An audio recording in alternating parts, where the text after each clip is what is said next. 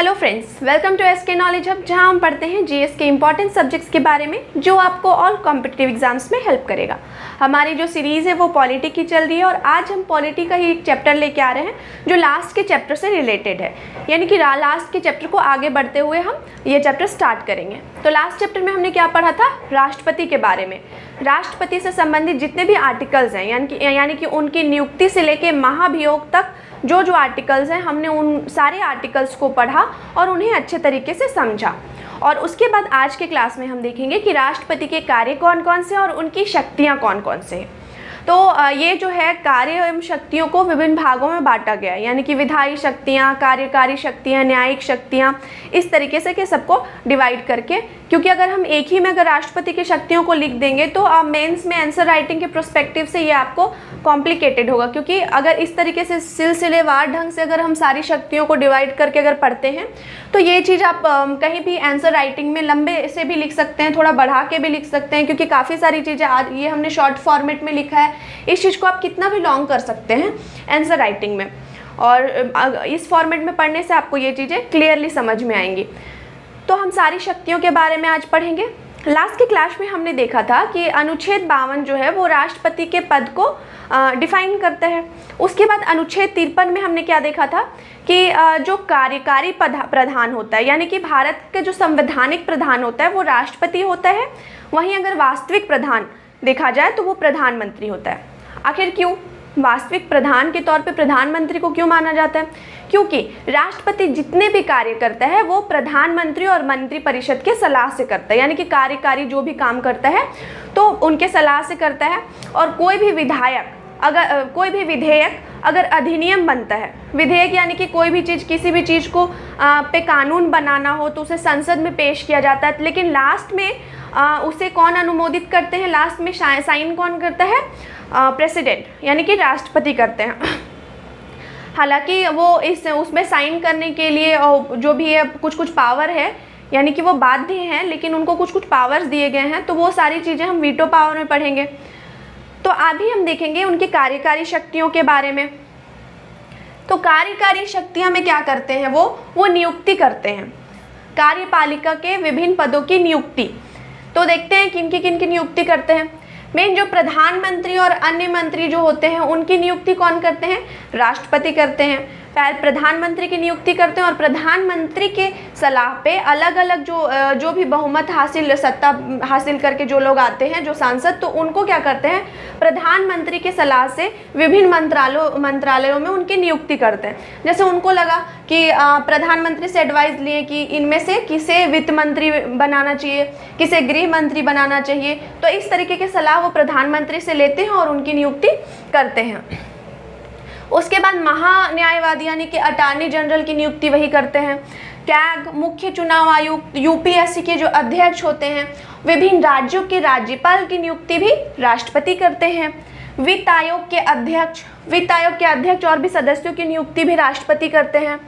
उसके अलावा अनुसूचित जाति, अनुसूचित जनजाति और अन्य पिछड़ा आयोग से संबंधित जो भी आयोग की जो नियुक्ति है वो कौन करते हैं? राष्ट्रपति ही करते हैं। और नियुक्ति कराने के साथ साथ ये क्या करते हैं? उनको शपथ भी दिलवाते हैं। तो ये सारे कार्यकारी शक्तियाँ जो है राष्ट्रपति के पास है। उसके बाद विधायी शक्तियाँ। अब विधायी शक्तियाँ क्या होती है? विधायी शक्तियाँ जो है वो कानून बनाने से संबंधित है, यानी कि अगर जो कानून है अगर देश में किसी कानून को बनाने की ज़रूरत है, कुछ काम करवाना है, तो उस कानून को विधेयक के रूप में संसद में पेश किया जाता है और संसद में पेश करने के बाद लास्टली वो अधिनियम, यानी कि जब वो पारित हो जाता है पूरी तरह से, तो उसे पारित करने के लिए राष्ट्रपति के सिग्नेचर की ज़रूरत होती है। तो मुख्यतः वही विधायी शक्तियों के अंतर्गत आता है। तो विधायी शक्तियाँ यानी कि संसद में जो भी लोग हैं जो कानून निर्माण करते हैं, तो उनमें राष्ट्रपति को कौन कौन सी शक्तियाँ दी गई हैं उनके बारे में देखते हैं। सबसे पहले संसद के प्रथम अधिवेशन को संबोधित, यानी कि जब संसद का जो प्रथम अधिवेशन जो होता है उसको संबोधित कौन करता है? राष्ट्रपति संबोधित करते हैं। और उसके बाद जब लोकसभा लोकसभा के सदस्यों का चुनाव होता है, राज्यसभा के सदस्यों को चुनाव होता है। तो लोकसभा में जो 2 एंग्लो इंडियन चुने जाते हैं, एंग्लो इंडियन मनोनीत, उनका मनोनयन कौन करते हैं? राष्ट्रपति ही करते हैं। और राज्यसभा में जो 12 सदस्यों को मनोनयन होता है वो भी कौन करते हैं? राष्ट्रपति करते हैं। ध्यान रखें, राज्यसभा में 12 सदस्यों का मनोनयन होता है, मनोनीत सदस्य होते हैं, उनको मनोनीत करते कौन है? राष्ट्रपति। वहीं लोकसभा में 2 एंग्लो इंडियन सदस्यों का मनोनयन होता है और कौन करते हैं? राष्ट्रपति करते हैं। क्योंकि संसद के पास ही विधायी मतलब संसद ही विधायिका होती है, वही कानून बनाने का काम करती है। इसी वजह से उनसे संबंधित जो भी शक्तियां राष्ट्रपति को मिली है वो क्या हो गई? राष्ट्रपति की विधायिक शक्तियां। अब क्या है कि अब कोई भी कानून बनाना है, किसी भी कानून को इम्प्लीमेंट करना है, किसी भी कानून को बनाना, उनका निर्माण करना है, देश में ज़रूरत है उस कानून की, तो क्या किया जाता है? उस कानून को कोई लोकसभा या राज्यसभा में विधेयक के तौर पे पेश किया जाता है। तो लोकसभा में पेश किया जाता है या राज्यसभा, दोनों सदन में से कहीं भी पेश किया जाएगा। जब हम संसद पढ़ेंगे तो सारी चीज़ें डिटेल में पढ़ेंगे। तो किसी भी नियम को बनाने के लिए सबसे पहले संसद में उसे पेश किया जाता है, और या तो लोकसभा या तो राज्यसभा। फिर अगर लोकसभा में वो जो विधेयक है वो पारित हो गया बहुमत से, तो फिर राज्यसभा में जाता है। या फिर अगर राज्यसभा में पहले आया वो चीज़ तो राज्यसभा में पारित होके उसके बाद लोकसभा में, तो दोनों जगह जब पारित हो जाता है, लोकसभा और राज्यसभा में बहुमत उसे मिल जाता है, तो फाइनल जो होता है उसे अधिनियम बनाने के लिए राष्ट्रपति के साइन की ज़रूरत होती है। यानी कि राष्ट्रपति उस पर साइन करेंगे तभी वो जो अधिनियम है, मतलब जो विधेयक है, वो एक्ट बनेगा। ठीक है, तो ये सारी चीज़ें हैं। लेकिन अब यहाँ भी राष्ट्रपति जो है, तो अब हम जानेंगे कि आखिर क्यों ऐसे होता है कि राष्ट्रपति को बहुत ज़्यादा शक्तियाँ नहीं दी गई हैं। राष्ट्रपति जो है उन विधेयक पर साइन करने के लिए बाध्य है, यानी कि उनको कुछ पावर है। हालांकि अगर विधेयक लेके आएँ, जो सांसद है वो लेके आएँ, ठीक है, राष्ट्रपति के पास फाइनल साइन के लिए भेजा जाए, तो राष्ट्रपति जो हैं एक बार उसे पुनर्विचार के लिए लौटा सकते हैं कि ठीक है भाई, वो जो विधेयक है आप इसमें देख लीजिए, ये चीज़ें कुछ सुधार करके और हमारे पास ले आइए, तब हम साइन करेंगे। लेकिन अगर राष्ट्रपति उसे पुनर्विचार के लिए दे दिए उस विधेयक को वापस से सांसद को, तो सांसद उसमें अगर वापस से लाएंगे, अगर उसमें सुधार करके लाएंगे या सुधार नहीं भी करके राष्ट्रपति के पास लाते हैं, तो राष्ट्रपति उस पर साइन करने के लिए बाध्य हैं। उसके बाद वो दोबारा लौटा नहीं सकते हैं। ठीक है, तो यहाँ पे भी देखिए उनकी पावर कहीं ना कहीं सीमित हो जाती है। हालांकि विधेयक पे साइन करने से संबंधित, यानी कि विधेयक को एक्ट में अधिनियम लाने के लिए विधेयक में साइन करने से संबंधित उनको कुछ शक्तियाँ दी गई हैं। तो जो शक्तियाँ दी गई हैं, यानी कि विधेयक को अधिनियम बनाने के लिए उनको जो शक्तियाँ हैं वो वीटो पावर कहलाती है। तो अभी हम वीटो पावर देखेंगे। तो वीटो पावर जो है अनुच्छेद 111 के तहत आता है, और भारत के राष्ट्रपति को मुख्यतः 3 वीटो पावर दिए गए हैं, और उन तीनों वीटो पावर के बारे में हम जानेंगे। सबसे पहले अत्यंतिक वीटो। तो अत्यंतिक वीटो में क्या होता है कि राष्ट्रपति जो है वो संसद द्वारा पारित विधेयक अपने पास सुरक्षित रख सकता है। यानी कि अगर सांसदों ने, यानी कि लोकसभा और राज्यसभा दोनों जगह वो पारित हो गया, अब वो राष्ट्रपति के पास गया। ठीक है, अब राष्ट्रपति के पास गया तो राष्ट्रपति क्या करेंगे, उसको अपने पास सुरक्षित रखेंगे, और उसके बाद इस तरीके से वो उस विधेयक को पारित होने से रोक सकते हैं। तो आखिर उनके पीछे, इसके पीछे ऐसा सिचुएशन कब आएगा, कितने टाइम तक रख सकते हैं, ये भी कंडीशन आती है। अब क्या होता है, मान के चलिए लोकसभा चुनाव चल रहे हैं, तो लोकसभा के नए सदस्य आने वाले हैं, और पुराने सदस्य, लोकसभा के जो पुराने सदस्य, हालांकि राज्यसभा में तो एक ही बार खाली नहीं होता है, तो लोकसभा और दोनों संसद से पारित होना ज़रूरत है। तो लोकसभा से जब पारित होना है, ठीक है, और लोकसभा के जो पुराने सदस्य और नए सदस्य वहाँ पे वापस आने वाले हैं, तो पुराने सदस्य ने क्या किया कि इनको दिया, राष्ट्रपति को दिया कि आप ये जो है ये इस विधेयक को पारित कर दीजिए। अब जो नया मंत्रालय आने वाला है, नया जो लोकसभा सदस्य आने वाला है, तो उन्होंने क्या कहा कि आप एक काम कीजिए, हम नहीं चाहते हैं कि ये जो विधेयक वो पारित हो, तो आप उसे अपने पास सुरक्षित कर लीजिए, और हम जब लोकसभा के सदस्य के रूप में संसद में बैठेंगे तो हम वो विधेयक लाएंगे ही नहीं, तो फिर उसकी ज़रूरत ही फिर वो ख़त्म हो जाएगा ऐसे ही। तो अत्यंतिक वीटो ऐसे सिचुएशन में यूज़ किया जाता है। कब यूज़ किया जाता है कि जब नया लोकसभा सदस्यों का गठन हो, नए मंत्रालय का गठन हो, उस दौरान जो पुराने मंत्रालय यानी कि पुराने सांसदों, लोकसभा सांसदों के द्वारा जो विधेयक पे साइन करने दिया जाता है वो अपने पास रख लेते हैं, और नए वाले नहीं चाहते, जब नए वाले जो हैं सांसद वो नहीं चाहेंगे कि वो विधेयक पारित हो, ऐसे सिचुएशन में राष्ट्रपति को वो क्या बोलते हैं, सलाह देते हैं कि आप अत्यंतिक वीटो का यूज़ कीजिए। तो यहाँ पे भी देखिए कहीं ना कहीं इनकी जो पावर है। तो उसके बाद निलंबनकारी वीटो।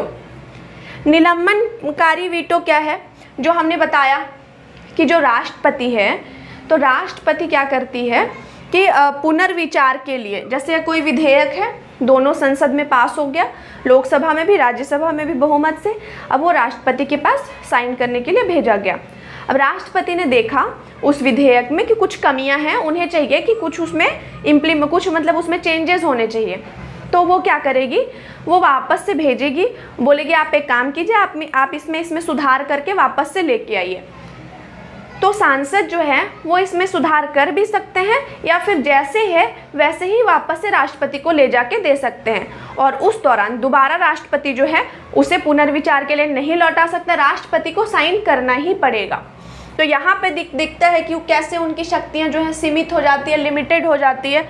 तो निलंबनकारी वीटो। उसके बाद पॉकेट वीटो। पॉकेट वीटो के बारे में क्या कहते हैं कि विधेयक पर ना सहमति देना, विधेयक आया लोकसभा राज्यसभा से पास होके राष्ट्रपति के पास साइन करने के लिए, तो राष्ट्रपति क्या करते हैं, ना उसको हाँ बोलते हैं ना उसको ना बोलते हैं, यानी कि ना उसको उसमें सिग्नेचर करते हैं ना ही उसको वापस लौटाते हैं, वो उसको अपने पॉकेट में रख लेते हैं। तो पॉकेट में रख लेते हैं, और इस प्रकार से क्या होता है, वो विधेयक पारित होने से रुक जाता है। हालांकि इसका उपयोग किसने किया था, डाक विधेयक में ज्ञानी जैल सिंह जो राष्ट्रपति बने थे, उन्होंने 1986 में पॉकेट वीटो का यूज़ किया था। डाक विधेयक जब अधिनियम बनाने के लिए राष्ट्रपति के पास साइन होने के लिए गया, तो उन्होंने क्या किया, उसे अपने पॉकेट में रख लिया, ना उसमें वो सहमति चाहते थे ना उसे लौटाना, और इस प्रकार से डाक विधेयक जो है वो अधिनियम बनने से रह गया। अब कोई चीज़ विधेयक से अधिनियम बनता है तभी पूरे देश में वो लागू हो सकता है। तो इस तरीके से अत्यंतिक वीटो, निलंबनकारी वीटो और पॉकेट वीटो। अत्यंतिक वीटो में क्या होता है कि जो पारित विधेयक जो है उसे सुरक्षित, यानी कि जब अधिनियम बनने के लिए राष्ट्रपति के पास साइन होने के लिए जाता है, तो राष्ट्रपति उसे अपने पास रख लेते हैं, क्योंकि वो जानते हैं कि अब तो अगला जो लोकसभा के नए सदस्य आएंगे उनके द्वारा उनको सलाह दिया जाता है, आप एक काम कीजिए कि हम लोग नहीं चाहते हैं, नए मेंबर जो हैं लोकसभा के वो बोलते हैं कि हम नहीं चाहते कि ये पारित हो, तो इसी वजह से आप इसे सुरक्षित रख लीजिए, और जब हम आ जाएंगे तो हम नहीं इसे पारित होने दें, हम चाहेंगे नहीं कि ऐसा कानून बने कोई। तो इस तरीके से अत्यंतिक वीटो का यूज़ हो सकता है।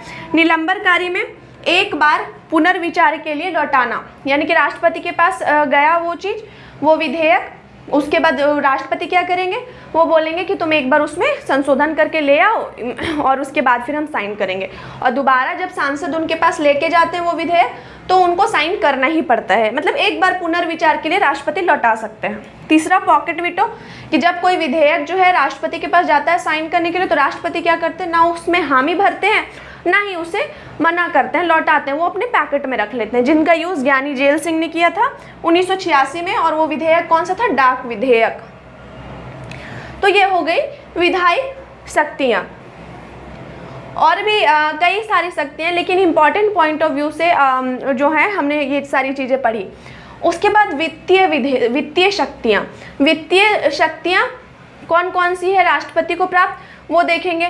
सबसे पहले कि धन विधेयक पर राष्ट्रपति की पूर्वानुमति से ही संसद में पेश, यानी कि कोई विधेयक अगर धन विधेयक है, तो अगर वो धन विधेयक है तो राष्ट्रपति उसे सबसे पहले, या देखिए यहाँ पे पहले वाले कानून में दूसरे जो कानून बनाए जाते हैं, यानी कि दूसरे जो विधेयक होते हैं, पहले लोकसभा राज्यसभा में पारित हो जाते हैं, उसके बाद लास्ट में राष्ट्रपति के पास जाता है। लेकिन धन विधेयक, अगर कोई विधेयक धन विधेयक है, तो राष्ट्रपति सबसे पहले उसे अनुमति देंगे, तभी जाके वो जो है वापस सांसद में जाएगा। यानी कि कोई विधेयक अगर धन विधेयक है तो सबसे पहले राष्ट्रपति के पास जाएगा, राष्ट्रपति परमिशन देंगे, तभी वो लोकसभा या राज्यसभा में जाएगा, और उसके बाद वापस से राष्ट्रपति के पास। तो ये चीज़ है। उसके बाद वार्षिक वित्तीय विवरण। वार्षिक वित्तीय विवरण शब्द का हमने यूज़ इसलिए किया क्योंकि ये बजट के तौर पर इसे देखा जा सकता है, ये बजट है, लेकिन हमारे संविधान में, भारतीय संविधान में बजट शब्द का उपयोग नहीं किया गया। बजट शब्द की जगह वार्षिक वित्तीय विवरण का यूज़ किया गया, जिसका अनुच्छेद 112 है। तो वार्षिक वित्तीय विवरण तो बजट को संसद के समक्ष कौन रखते हैं? राष्ट्रपति। तो ये इस तरीके से वित्तीय शक्तियों के तौर पर मुख्यतः 2 शक्तियाँ इनकी देखी जाती है। अब न्यायिक शक्तियों, यानी कि न्याय के क्षेत्र में राष्ट्रपति को कौन कौन सी शक्तियाँ प्राप्त हैं, उनके बारे में हम देखेंगे। तो सबसे पहले उच्चतम न्यायालय और उच्च न्यायालय। तो जो सुप्रीम कोर्ट है और हाई कोर्ट, तो सुप्रीम कोर्ट के चीफ जस्टिस, हाई कोर्ट के चीफ जस्टिस और भी जो अदर जस्टिस हैं, सबकी नियुक्ति कौन करते हैं? राष्ट्रपति। सबको कौन नियुक्त करते हैं? राष्ट्रपति। पहला चीज तो ये काफ़ी इंपॉर्टेंट है। न्यायिक शक्तियों में जो मेन जो न्यायाधीश है उनकी नियुक्ति ही कौन करते हैं? राष्ट्रपति करते हैं। उसके अलावा किसी अपराध हेतु दोष सिद्धि व्यक्ति के दंड को कम करना, यानी कि क्षमा वाला, राष्ट्रपति की जो क्षमादान जो है प्रक्रिया जो है वो आर्टिकल 72 के अंतर्गत आती है। ये ध्यान रखेंगे, आर्टिकल 72। तो क्या होता है कि किसी अपराध हेतु दोष सिद्धि व्यक्ति के दंड को निलंबित, माफ या परिवर्तित कर सकते हैं तथा क्षमादान, प्राणदंड, स्थगित राहत और माफी प्रदान कर सकते हैं। तो वो क्या कर सकते हैं कि किसी के अगर कोई क्राइम किया हो, कोई काफ़ी पुरानी मूवी थी, याद नहीं आ रहा है, काफ़ी पुरानी मूवी है, तो शायद आप में से भी किसी ने बहुत बचपन में देखा होगा कि एक बच्चा रहता है, उसके पिताजी को किसी दोष के लिए, किसी क्राइम के लिए उनको क्या किया जाता है, हालांकि उन्होंने वो अपराध नहीं किया रहता है लेकिन वो चीज़ प्रूफ हो जाता है, तो फिर वो क्या करते हैं, उनको जेल हो जाती है और जेल हो जाने के बाद उनको फांसी की सज़ा सुनाई जाती है। तो उनका जो छोटा सा बच्चा है वो चलते चलते खुद ही वो क्या करता है, राष्ट्रपति के पास जाता है, वो खुद जाता है, दिल्ली जाता है और बोलता है कि मैं जो है राष्ट्रपति से मतलब गुहार लगाऊंगा कि वो जो उनके फांसी की सज़ा को क्या कर दे, माफ़ करा दे।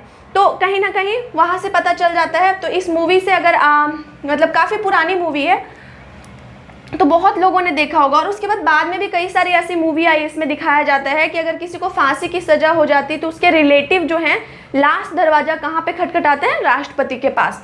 तो वही है इनकी क्षमादान प्रक्रिया, वो किसी के मतलब दंड को क्या कर सकते हैं, निलंबित कर सकते हैं कुछ टाइम के लिए, उसके बाद फिर उसको चेंज भी कर सकते हैं और या फिर कम कर सकते हैं। किसी को उम्र कैद की सज़ा है तो उसकी सज़ा को घटा सकते हैं, या फिर किसी को मतलब चेंज कर सकते हैं, जैसे किसी को फांसी की सज़ा मिली है तो उसको उम्र कैद में बदल सकते हैं। तो इस तरीके से तो यही जो क्षमादान बोल सकते हैं, ये क्वेश्चन में इस तरीके से आता है, राष्ट्रपति की जो क्षमादान शक्ति है वो किस अनुच्छेद के अंतर्गत आती है, तो आर्टिकल 72। अब आते हैं सैन्य शक्ति। तो सैन्य शक्तियों के रूप में भारत के सैन्य बलों के सर्वोच्च सेनापति कौन होते हैं, राष्ट्रपति। सैन्य बलों थल सेना, नौसेना, वायुसेना के अध्यक्ष की नियुक्ति भी कौन करते हैं, राष्ट्रपति। तो भारत के सैन्य बलों के सर्वोच्च सेनापति राष्ट्रपति हो गया।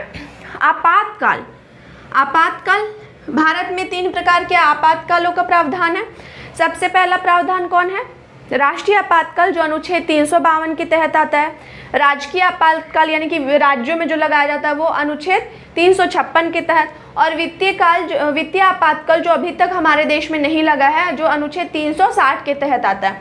तो जो राष्ट्रीय मतलब ये तीनों जो आपातकाल की जो घोषणाएं हैं कौन करते हैं, आपातकाल की उद्घोषणा राष्ट्रपति करते हैं। तो एक दौरान जब इंदिरा गांधी थी और आपातकाल लगा था तो उस दौरान जो है फखरुद्दीन जी जो थे राष्ट्रपति थी, तो उनसे करवाती है राष्ट्रीय आपातकाल की उद्घोषणा। हालांकि आपातकाल से रिलेटेड भी हम टॉपिक लाएंगे और जो भी कब कब आपातकाल आया, किस तरीके से क्या क्या सिचुएशन थी, क्या क्या सर्कमस्टेंसेस थे, तो वो सारी चीज़ों के बारे में उस चैप्टर में हम स्टडी करेंगे। बस अभी इतना जान ले कि राष्ट्रपति के आपातकाल की उद्घोषणा मतलब आपातकाल की उद्घोषणा राष्ट्रपति करते हैं। कूटनीतिक शक्तियाँ या वैश्विक शक्तियों के तौर पे विभिन्न देशों से किस तरीके की शक्तियाँ, यानी कि विभिन्न देशों से अंतर्राष्ट्रीय जो संधियां और समझौते जो होते हैं वो राष्ट्रपति के नाम पर ही होते हैं। हालांकि जो है संसद से अनुमति लेनी पड़ती है, प्रधानमंत्री मंत्रिपरिषद से सलाह लेते हैं, संसद से सहमति लेनी पड़ती है, तभी जाके अंतर्राष्ट्रीय संधियां होती है, लेकिन वो किसके नाम पे होती है? राष्ट्रपति के नाम पर। तो इस प्रकार से राष्ट्रपति के जो है कार्य एवं शक्तियों को बांटा जाता है। तो आप ध्यान में रखें, कार्यकारी शक्तियों में आप देखेंगे कि विभिन्न जो है पदों की मंत्री, प्रधानमंत्री, मंत्रिपरिषद, कैग, अटॉर्नी जनरल, यूपीएससी के अध्यक्ष, मतलब सभी की जिनकी भी नियुक्ति होती है कार्यकारी शक्तियों के अंतर्गत आती है। विधायी शक्तियों के अंतर्गत जो भी संसद में शक्तियां हैं, जैसे प्रथम अधिवेशन को, सत्र को संबोधित करते हैं राष्ट्रपति, जो मनोनयन होता है राज्यसभा में 12, लोकसभा में 2 सदस्यों का मनोनयन वो भी राष्ट्रपति करते हैं। वीटो पावर जो है वो भी विधायी शक्तियों के अंतर्गत आता है। उसके बाद हमने वित्तीय शक्तियाँ, यानी कि अगर कोई विधेयक धन विधेयक है तो सबसे पहले राष्ट्रपति की अनुमति ली जाएगी, तब वो संसद में पेश किया जाएगा। उसके बाद बजट को भी संसद के समक्ष राष्ट्रपति ही रखते हैं। न्यायिक शक्तियों के तौर पे वो हाई कोर्ट और सुप्रीम कोर्ट के चीफ जस्टिस और भी अदर जो जस्टिस हैं उनको क्या करते हैं? नियुक्त करते हैं। उसके अलावा जो क्षमादान, राष्ट्रपति की क्षमादान, यानी कि किसी का अपराध सिद्ध हो चुका है, यानी कि किसी का क्राइम प्रूफ हो गया है तो उनको सज़ा दी जा चुकी है, उस सज़ा को कम या बदल सकते हैं राष्ट्रपति ही, और ये जो है अनुच्छेद 72 के अंतर्गत आता है। सैन्य शक्तियों के तौर पर देखा जाएगा तो भारत के सैन्य बलों के सर्वोच्च सेनापति राष्ट्रपति ही होते हैं। आपातकाल की उद्घोषणा राष्ट्रपति करते हैं।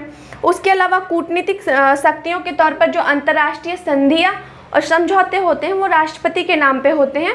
हालांकि जो है संसद की अनुमति अनिवार्य होती है। तो हर जगह कहीं ना कहीं आप देखेंगे कि वो किसी के सलाह से काम कर रहे हैं, मतलब प्रधानमंत्री और मंत्रिपरिषद के सलाह से, संसद के सलाह पे, तो कहीं ना कहीं उनकी शक्तियों का सीमांकन, वो लिमिटेशन हो जाता है, सीमित हो जाती हैं उनकी शक्तियाँ। तो इस तौर पे काफ़ी टाइम से ये कंट्रोवर्सी चल रही है कि राष्ट्रपति की जो शक्तियाँ हैं मात्र एक रबर स्टैम्प की तरह है, जो क्या करता है, जो लिमिटेड है, सीमित है। शक्तियाँ जितनी राष्ट्रपति की होनी चाहिए, जितना उनका खुद का मतलब ऑटोनोमस पावर होना चाहिए, उस तरीके की शक्तियाँ भारत में निहित नहीं है। और हालांकि कई तौर पे, कई विभिन्न ये पे देखा जाए, स्तर पे देखा जाए तो ये कुछ हद तक सही है और इसके कुछ नेगेटिविटी भी है, यानी कि सकारात्मक पहलू भी है और नकारात्मक पहलू भी है। तो इस प्रकार से ये सारी चीज़ें जो हैं वो आपको मेंस राइटिंग में हेल्प करेंगी। जैसे जो रबर स्टैम्प वाला क्वेश्चन है, सकारात्मक पहलू क्या है, नकारात्मक पहलू क्या है, तो हर चीज़ से, हर पॉइंट ऑफ व्यू से आपको जो भी है चैप्टर्स को, कोई भी टॉपिक को देखना पड़ेगा, तभी आप उसके लिए सोच सकते हैं गहराई से। तो आशा करते हैं कि ये चैप्टर आपको अच्छे तरीके से समझ में आया होगा। कल हम एक नए चैप्टर के साथ मिलते हैं। आज के लिए इतना ही, धन्यवाद।